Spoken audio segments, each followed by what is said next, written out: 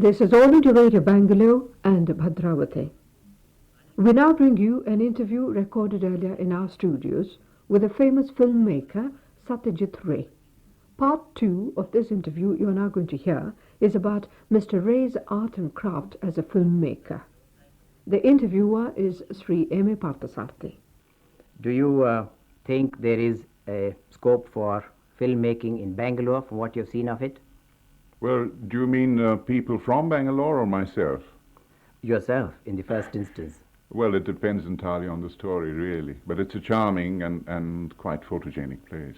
If I find a story that's laid in Bangalore, there's no reason why I shouldn't come and shoot it here. That's good news. What are you now busy with? Well, I have finished a feature which is now playing in Calcutta. It's in its fifth week now. And at the moment I'm editing a documentary which I shot in Sikkim for the Chogil. He asked me to make a documentary on Sikkim. I see. And I made 2 trips to Sikkim. I'd never been there before. I made 2 trips, one in December when I shot mainly the great festival of Lama dancing they have there, and the second one in May this year for the flowers. For the flowers? For the flowers. I see. For the orchids and the rhododendrons. And so that's being made. That'll be a 1-hour-long documentary in color. And I was given a completely free hand to do anything I liked. Do you like the place? Oh, marvelous place. Absolutely marvelous. I think it's one of the most beautiful places on the Himalayas. What is its character? What is its personality? What is the prominent Well, there you personality? have the capital town there, Gangtok, which is rather like a hill station. There's the army there, of course. There's a Chinese border close by. But other places in North Sikkim and West Sikkim, about 8,000, 9,000, 10,000 feet high, are incredibly beautiful, except that the roads are not always that good. You see, you have landslides, constant landslides, so you can get held up for maybe 6, 7, 8 hours while they're blasting the roads and clearing the debris and whatnot. But we were lucky. We were not held up for that long stretches, and we have been to most of the places which are recognized as beauty spots. Not terribly well known either, because of their inaccessibility. But I was glad I was able to record them on film. Do you have a lot of people, as usual? People, tremendous lot of people indeed. In fact, the last 20 minutes of the film is nothing but people. The royalty, the army, the common people gambling and eating and dancing and archery contests and everything. So it's just faces mainly for about 20 minutes at a stretch. This is going to be a great film. I think it looks wonderful on the screen. It looks wonderful. Like many others in the country, I've been trying to pinpoint what it is that makes you such an outstanding, unique filmmaker. It seems to me that I can think of 2 of your prime assets: passion for the subject that you deal with and utmost intimacy with the characters you portray. Please take it from there and let us hear from you. Well, you see, I think my films are in a part of it, belong to a part of tradition which is in Bengal, which is a continuing tradition, and part of a general Indian tradition, let's say, because details has been very much part of classical Indian literature and classical Indian painting. Ajanta is remarkable for the way it shows the daily life, and you have the most extraordinary details of behavior, frozen for all time. A woman taking a thorn out of her foot or something like that. You know, those things you don't find generally in Western art, you see. But these were considered worthy of being perpetuated on the walls of the caves, you see. Extraordinary details of human behavior. Yes. And even in classical Sanskrit plays, you have this element of detail. There is a scene, I think, either in Kumar Sambhava, where you have this extraordinary wedding procession arriving, and then everybody leaves their work and goes out on the verandas and balconies to look at the pair, and you have details of women leaving their work, and you have descriptions like a woman was putting this altar, this red paint on her foot, and as she walks, there are red footprints on the floor. I see. and there was a woman was feeding a child, breastfeeding a child, and she has taken the child off the breast, and so you have milk trickling, and somebody else was threading a garland of flowers, and the flowers keep falling on the floor as she runs. This is cinema, you see, and all this we learned, and I think we believe very much, as the traditional belief is, that without detail a work of art doesn't come alive. So that I have remembered from my Kala Bhavan days. So details have to be there, and of course passion is one of the first requirements, because unless you have belief in what you're doing, unless you believe that you're going to get a kick out of the film that you're going to make, there's no point in working, because then it becomes drudgery. It becomes a chore, a routine sort of work. So it's only when a story has gripped me completely, which means that I've read it 3 times already, and that I've sat and thought about it, and even in bed I've thought about it. Then I start writing the scenario, not before then. So this is part of my work. You see, this is part of my method of work. So intimacy, passion, and detail. Yes, all that has to be there. I think they're sort of essential. I think I couldn't think of making a film without these elements. These to me are vital, more than plot and climax and tension and suspense and whatnot. And certainly every one of your films has this total commitment to detail and that great sincerity. Another thing, a critic has pointed out that you have a penchant for the asides, both in terms of sound as well as picture. One can see animals, little animals crossing the scenario quite continuously in all of your films. Oh, yes. And little children. Well, they're also part of life. Naturally. Why leave them out? I like to have characters or elements outside of the main characters, you see, to suggest, to show that a life is going on around the story.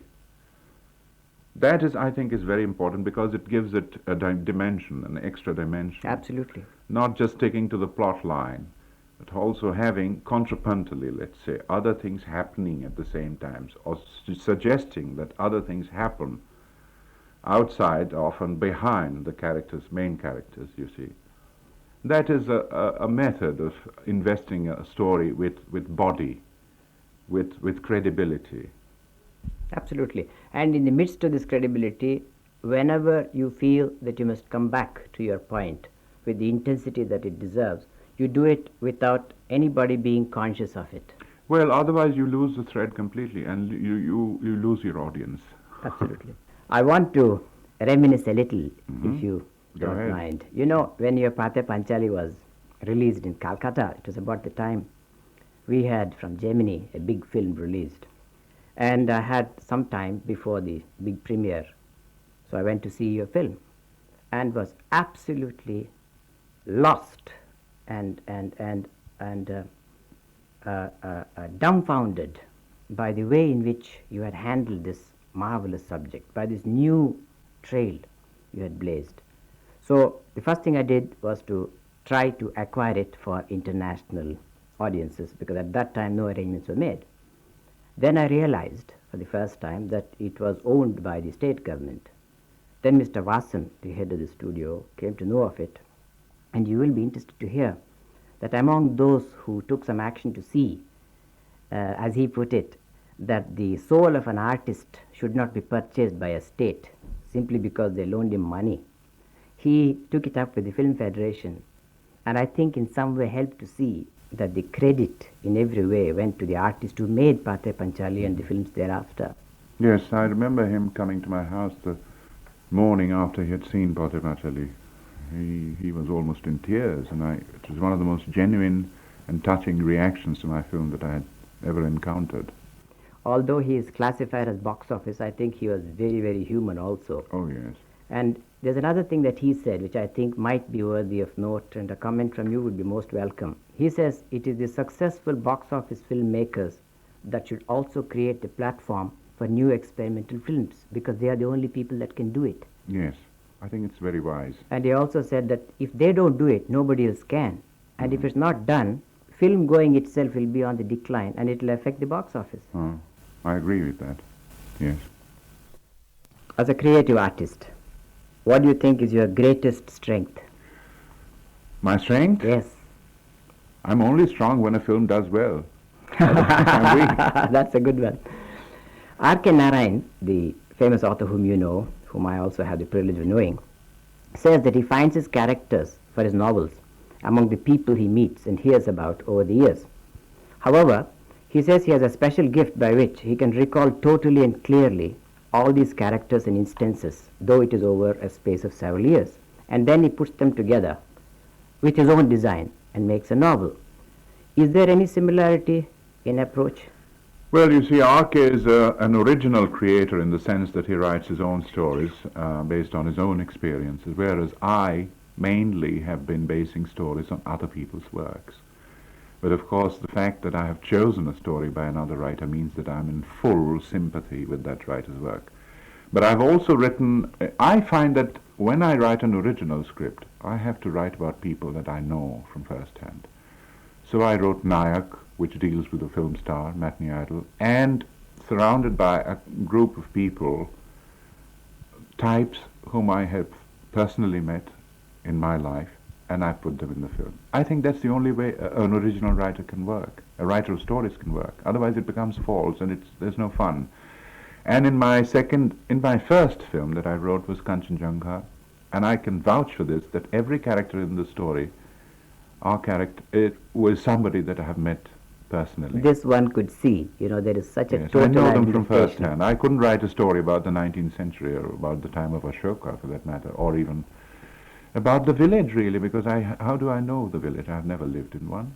So I have to go to Bibhuti Bhushan Banerjee or Tarashankar Banerjee. Exactly. Narayan has a thing called Malgudi, Yes. a fictitious place Oh, yes, I know around Malgudi. which the characters exist. Now, do you have a Malgudi? In my films? Yes. I don't think so. No.